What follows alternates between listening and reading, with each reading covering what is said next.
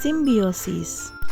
Simbiosis adalah semua jenis interaksi biologis jangka panjang dan dekat antara dua organisme biologis yang berbeda, baik itu mutualisme, komensalisme, atau parasitisme.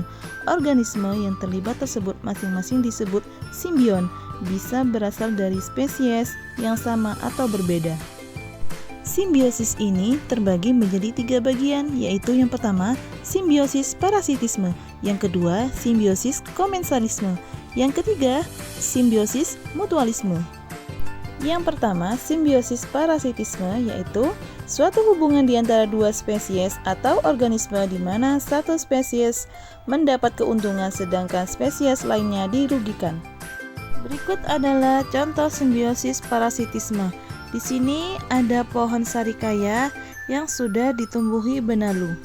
Di sini yang sangat dirugikan adalah pohon sarikaya karena benalu terdapat pada pohon sarikaya yang akan mengganggu pertumbuhan dan perkembangan pohon sirsat.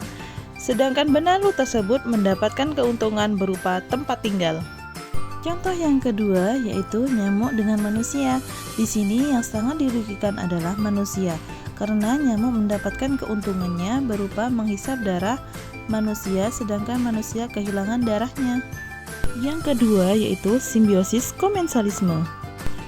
Simbiosis komensalisme ini adalah suatu hubungan simbiosis di mana suatu spesies makhluk hidup diuntungkan sedangkan pihak lain tidak diuntungkan ataupun dirugikan.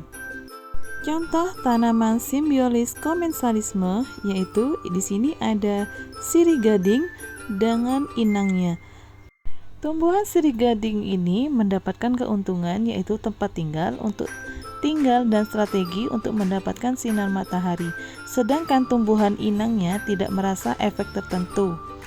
Inang dari tumbuhan sirih gading tidak mendapatkan keuntungan maupun kerugian jika ditempeli oleh tumbuhan sirih.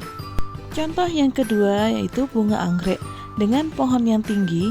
Di sini yang sangat beruntung adalah pohon anggrek karena anggrek membutuhkan pohon yang lebih tinggi agar mampu bertahan hidup. Dengan menempel pada pohon yang lebih tinggi sebagai inang, maka anggrek pun mendapat perolehan makanan serta mendapat banyak sinar matahari agar proses fotosintesis berjalan dengan baik. Meskipun anggrek memperoleh banyak keuntungan dari si inang, akan tetapi pohon tinggi tidak dirugikan maupun mendapat keuntungan dari ditumpangi oleh anggrek. Yang ketiga, simbiosis mutualisme. Simbiosis mutualisme ini adalah hidup bersama di antara dua spesies makhluk hidup di mana kedua spesies tersebut mendapatkan keuntungan. Contoh simbiosis mutualisme yang pertama adalah cacing dan tumbuhan. Cacing dan tumbuhan ini saling menguntungkan karena jika ada tumbuhan maka cacing akan lebih bisa hidup bertahan lama dan tumbuhan akan menjadi lebih subur karena tanah yang terdapat pada tumbuhan terdapat pelindung yaitu cacing. Contoh yang kedua adalah bunga dan kupu-kupu. Hubungan antara bunga dan kupu-kupu adalah saling menguntungkan seperti diketahui. Kupu-kupu membutuhkan nektar yang dimiliki bunga sebagai sumber makanan mereka. Sementara itu, bunga sangat membutuhkan kupu-kupu untuk membantu proses penyerbukan. Selain kupu-kupu, proses ini biasanya juga dibantu oleh lebah. Sekian, terima kasih.